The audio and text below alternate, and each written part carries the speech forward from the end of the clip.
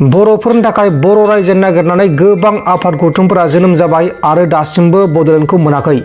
गोबां आफाद गौथुम जेरै NDFBआबो जोनोम जादोंमोन, लोगोसे एबसुआबो दं दाबो, बिथांमोनाबो बड'लेण्ड दाबिदोंमोन, आरो लोगोसे बनसु बिथांमोना दाबो दङ, बड'लेण्ड दाबिगासिनो दङ, आरो गोबां आफाद गौथुम दंबावो। दा बेबायदि समावनो बर' हादोर मोनफुंनांगौनि थाखाय दाबिजों तामुलपुराव बारग' भलन्टियार फर्स जोनोम जादों। माखासे बाथ्रा बुंदों बिथांमोननिफ्राय, बे बाथ्राखौ खोनासंब्ला नोंथांमोना बुजिगोन।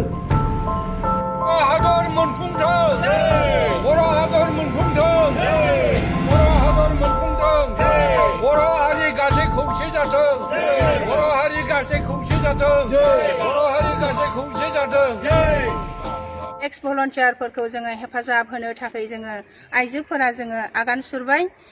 जोंनि बे खामानि मावलांनो आखायाव लानायखौ हारिनि थाखाय मावलांनो आखायाव लानायखौ नुनानै जोंनि बिमा लोगोफोर आइजोफोरा जोंजों लैहोर लैहोर ओंखारफायोब्ला जोङो गोसोआव गोजोननाय मोनगौमोन, रंजानाय मोनगौमोन।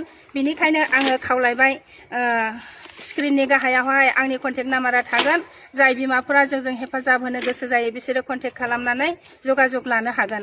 आरो जोङो बेबादिनो जोंनि मावनो गोनां खामानिफोरखौ जोङो बेबादिनो मावलांगोन। जोङो मेङा जासे जोंनि रुंसारि जालांनाय हारिनि बिफा उपेन्द्रनाथ ब्रह्म बिथांनि आद्रा थालांनाय खामानिखौ जोङो जाफुंसार होनो थाखाय जोङो एक्स भलन्टियार फर्सफोरजों जोङो मावफुंनो थाखाय जोङो आखाइ हमनानै मावफुंनो जोङो आगान सुरबाय। आरो जोङो दिनैहाय थिरांथा लाबाय, जोङो बे खामानिखौ मावफुंनानैसो जोङो जिरायगोन होननानै। बेनो आंनि बुंनाया। अल बड' एक्स भलन्टियार फर्सनि तामुलपुर जिल्लानि दैदेननायाव दिनै बे कुमुरिकाटानि बगाजुलि कमिउनिटि हलाव एक्स भलन्टियार फर्स आइजो आफादखौ जों दाफुंनो हाबाय।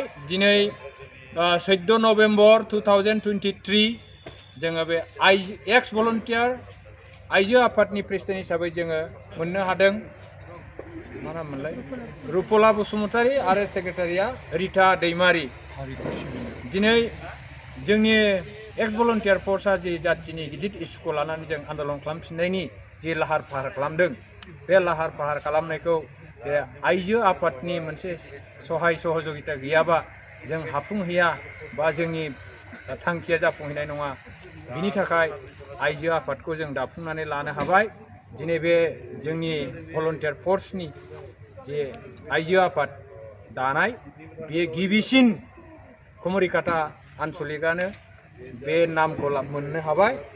आसा खालामो बिथांमोनहा दिनै गावसिनि गोसो बोलो आरो हारि माहारिखौ सिन्था खालामनानै गोसो होनानै मावलाङो होननानै, आरो फैगौ दिनफ्राव थाबैनो जेन गासिबो जोङो भलन्टियार फर्सखौ गासिबो आन्चलिकनि सिङाव बा डिस्ट्रिक्टनि सिङाव दाफुंजोबनो हाथों बिथांमोननि सहाय सहযোगिताजों। आरो तामुलपुर जिल्लाखौ बिसेस करि जों खावलायो, बिथांमोननि नाजानायाव सेरनि साखाथि फाखाथि जेसेबां आन्चलिक दं बिसोरखौ बे बिथांमोनहा जेन खावलायनानै थाबैनो दाफुंनानै